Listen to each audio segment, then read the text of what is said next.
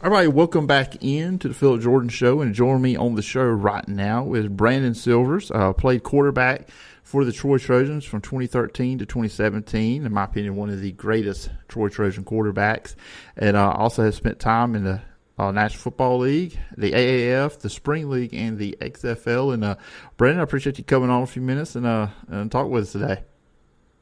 Yeah, thanks for having me on again. Oh yeah, absolutely. That's my fault for waiting 2 years to have you on again. I was looking at our past messages, but I appreciate you coming on the show. And we're recording this on Monday, so everybody's reacting and everybody's talking about what happened in the Super Bowl. Just did it go about the way you thought it was going to go? Not at all. I did have the Chiefs winning, but I didn't know it was going to be a field goal game. Probably just like everyone else. The kickers, it was a kicker show, and, I thought it was going to be a lot more touchdowns scored, and, I'm an offensive guy, so I was hoping to see a big-time offensive performance, but we didn't really see much to the second half. But, you just can't bet against Patrick Mahomes. No, it's almost like, just me watching as a fan, it kind of reminds me of Brady. It's almost inevitable. When the 49ers kicked the field goal, I had a bunch of friends over watching the game in overtime. I said, they just messed up. They just gave Patrick Mahomes the ball, and he all has to do is get a touchdown. It's just, he's almost got like that Brady-esque quality to him right now. Yeah, you're just kind of watching it, and you're just like, they're ahead.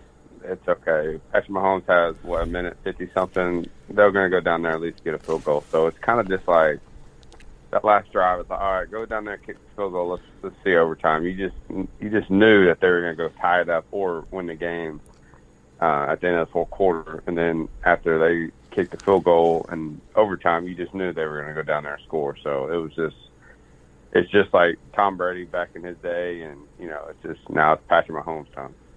Oh yeah, absolutely. And just watching them play, and obviously you play in a position.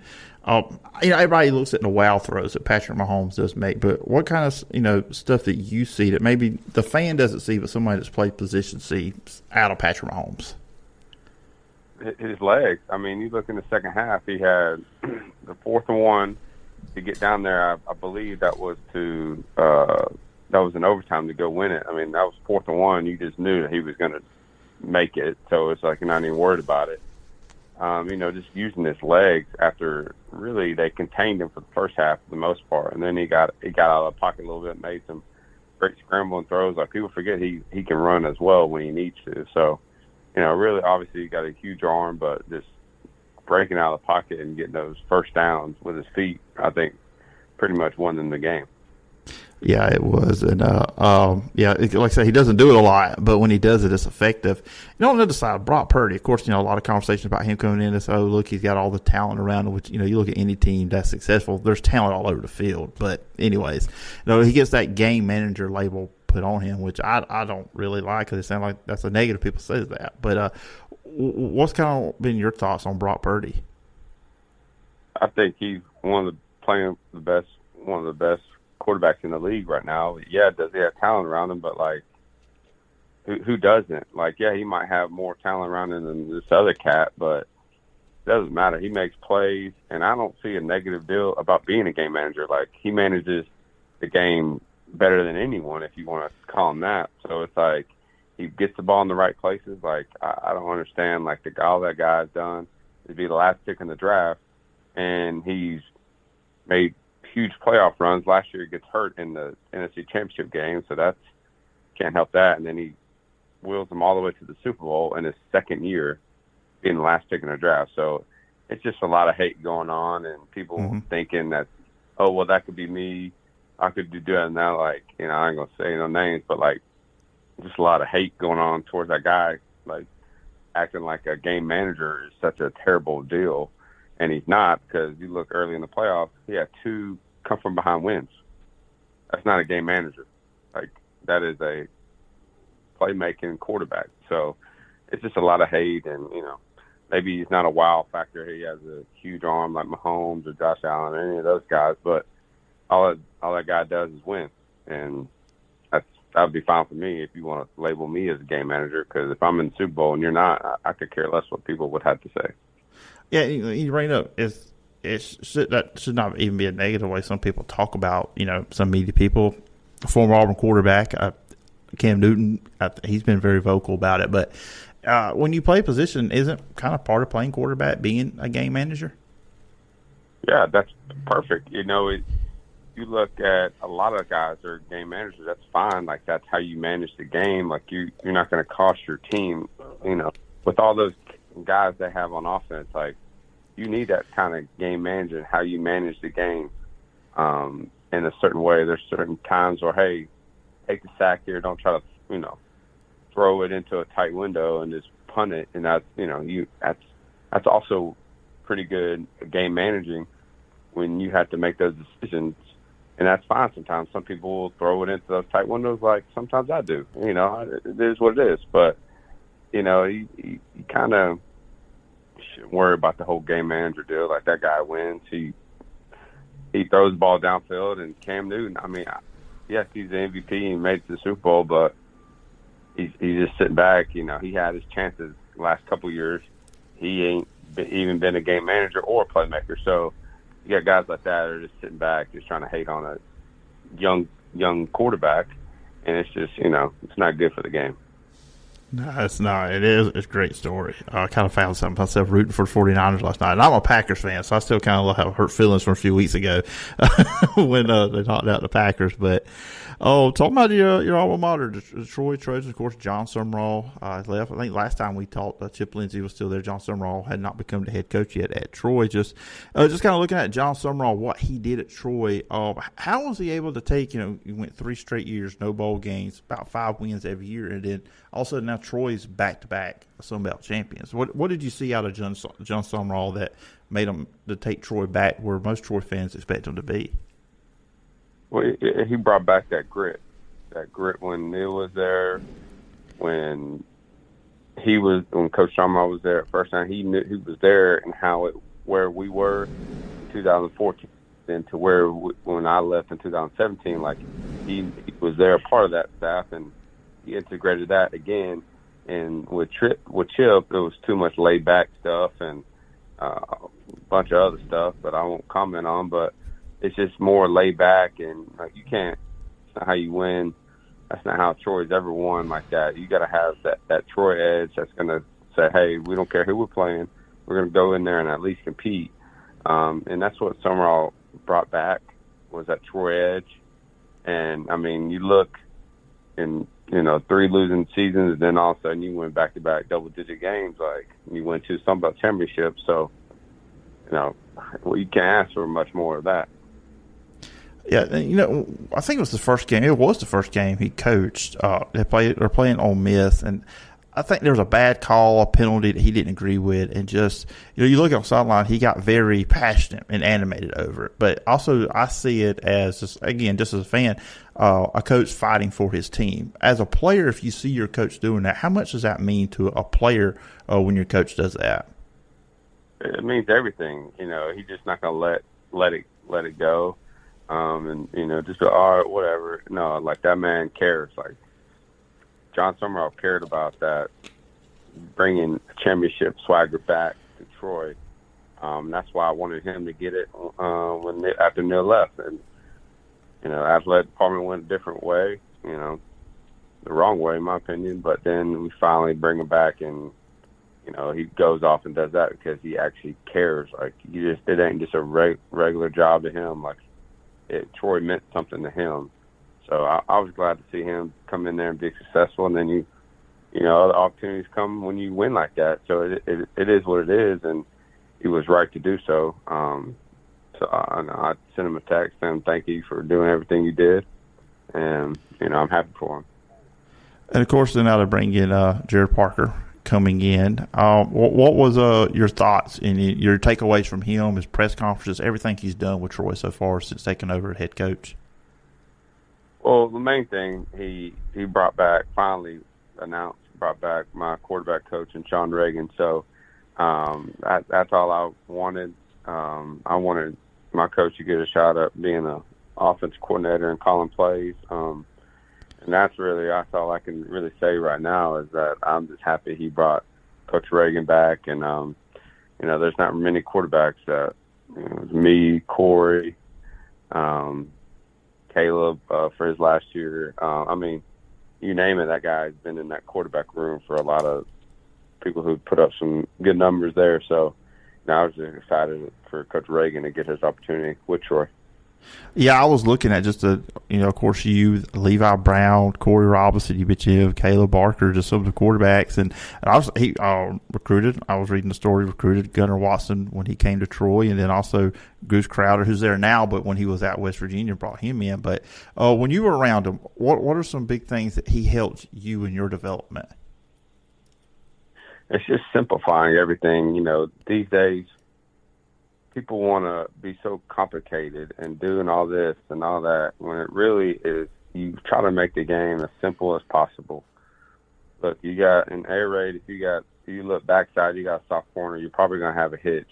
You ain't got to worry about nothing to do with the O-line, nothing going on to the field. If you have a quick game and you got a backside corner soft, you throw that hitch and you take it right now. You don't think about nothing else.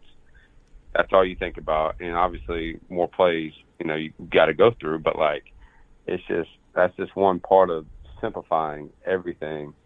And like in the pros, like some people try to make it way too complicated. And that's when you see the people not playing confident.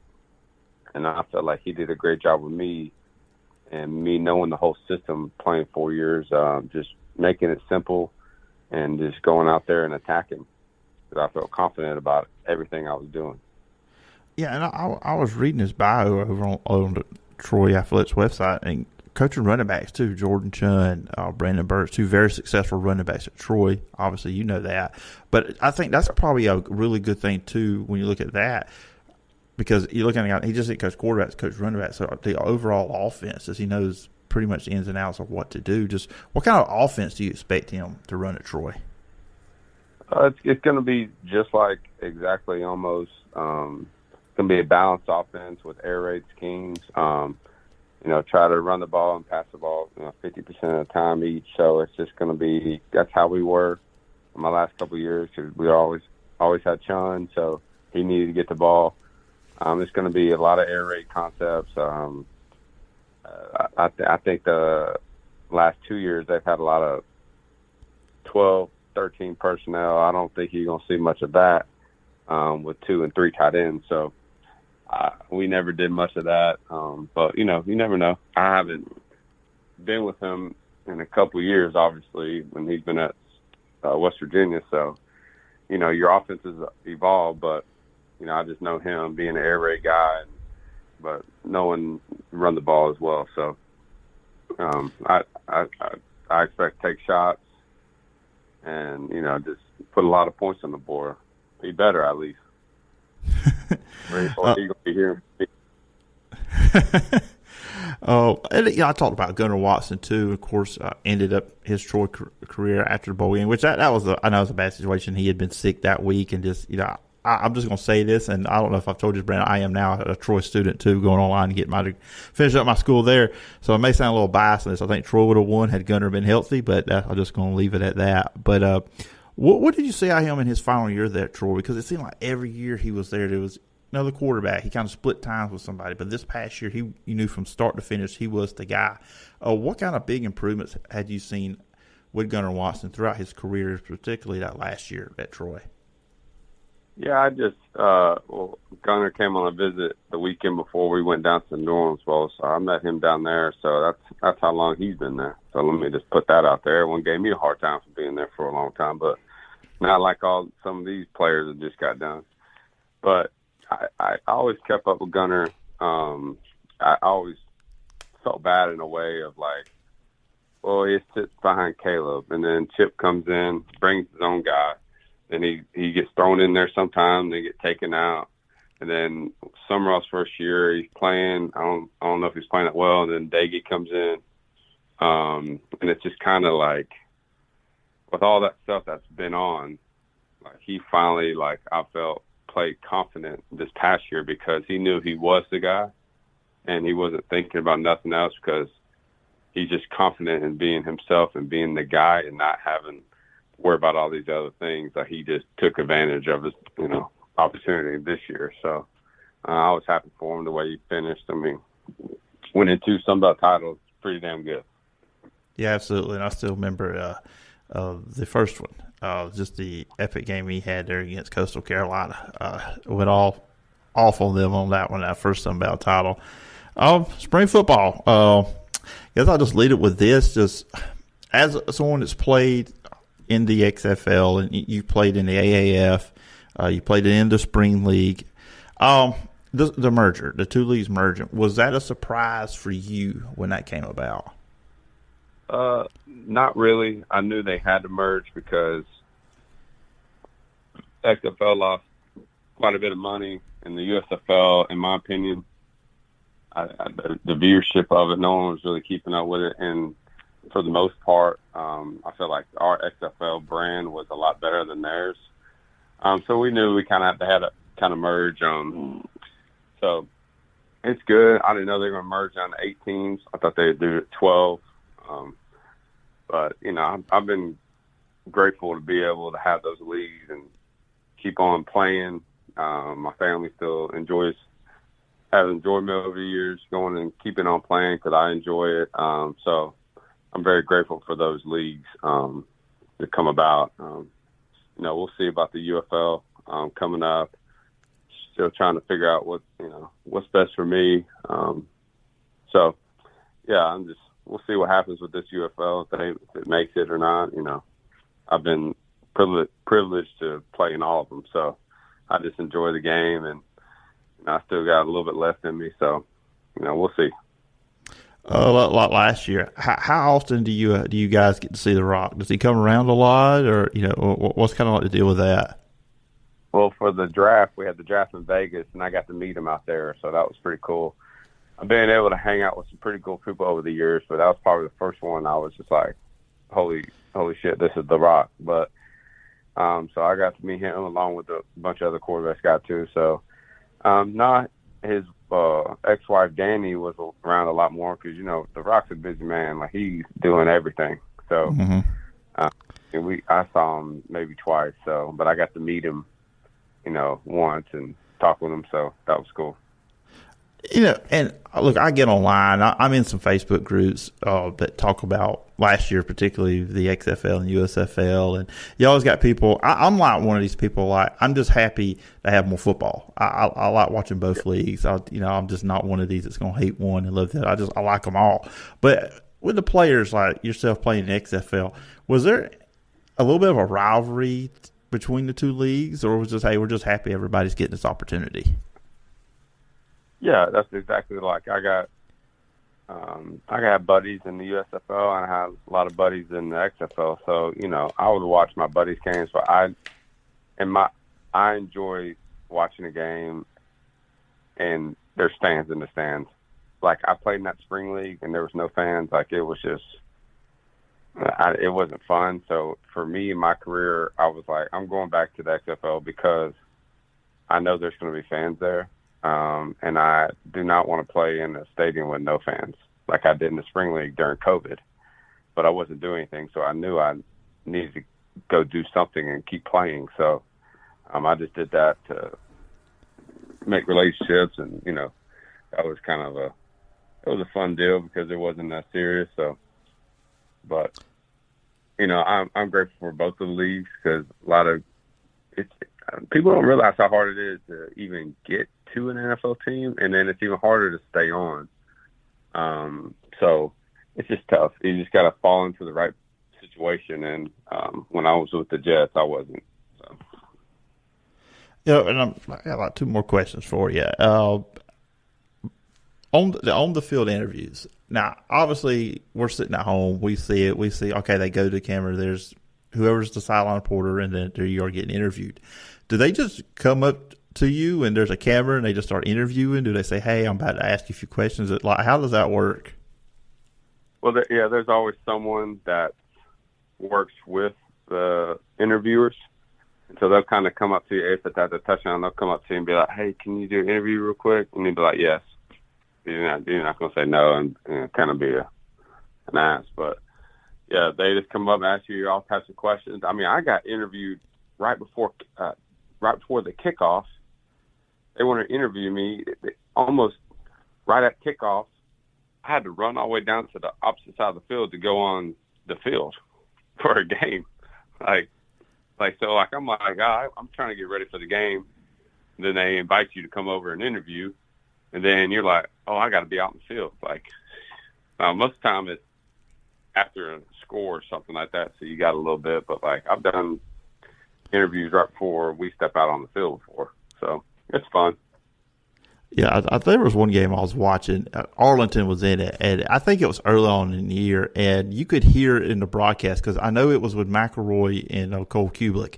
And McElroy was in the booth just agging on Cole to go down there and ask Bob Stoops a question. I think it was after a bad play or something. It was just kind of funny that I think it was the first game or two of last year, and I think Cole Kubelik was almost afraid to go up to Bob Stoops and ask a question. So it's kind of, as a viewer, it's kind of cool, but I just kind of wonder how it is for you guys and the coaches, because I know obviously you're focused on the game, but then here comes an interview right there on the sideline.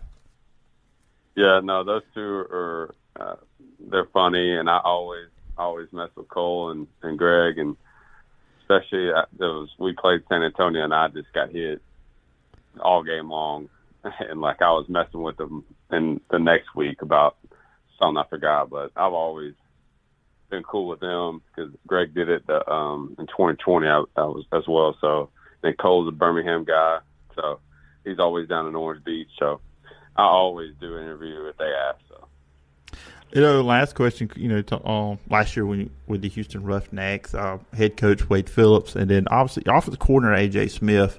And you guys really, the way the offense worked, really had an exciting, fun offense, put up a lot of numbers, a lot of great stats. You guys went 7-3. I know the season didn't go like you guys wanted to when you got into the playoffs, but just those two guys, what was it like playing for them, and really what helped make the offense work? Yeah, I played for A.J. Smith in that spring league, and I loved the offense. It was just he's got the same background as me, air raid and a little run and shoot. So, that's why I skipped out on the USFL to go back to the XFL because I know he was going to want me there with him. So, it's just – and those guys are just really player coaches, and especially Wade. Wade's probably the most player coach I've been around just because he gets it. He ain't trying to run you into the ground. He was a player. He's been a coach for a long time. So it was really great playing for those guys. And, we were really hot going start the season. I get hurt in week 6 to my throwing arm. Just wasn't ever the same after that. So, hopefully I get another shot. And if not, I'm pretty fine with my career, how it planned out. So. Well, I know speaking down here in the Dothan area, obviously we're close to Troy. We're hoping to see you on the field this spring. Look forward to it. Get to see you play. And once again, Brandon, I appreciate you coming on. Is there anything out there you want to talk about or plug or anything like that before I let you go? No, I think we covered most of it. I'm excited to see what Troy has. I'll definitely be coming up to more games and stuff like that because, I'm just excited for Coach Reagan getting that opportunity. He's very close to me, kept up with me over the years. So I'm just excited for him and his family moving back down to Troy. So just excited for them. All right, sounds good. Brandon, once again, hope to see you on the field in almost 2 months. Everybody says, Super Bowl ended, but now, hey, we got football right around the corner with the UFL and everything else. But again, Brandon, I appreciate you coming on the show, and I hope we can do this again sometime down the road. Yeah, for sure. Thanks for having me again.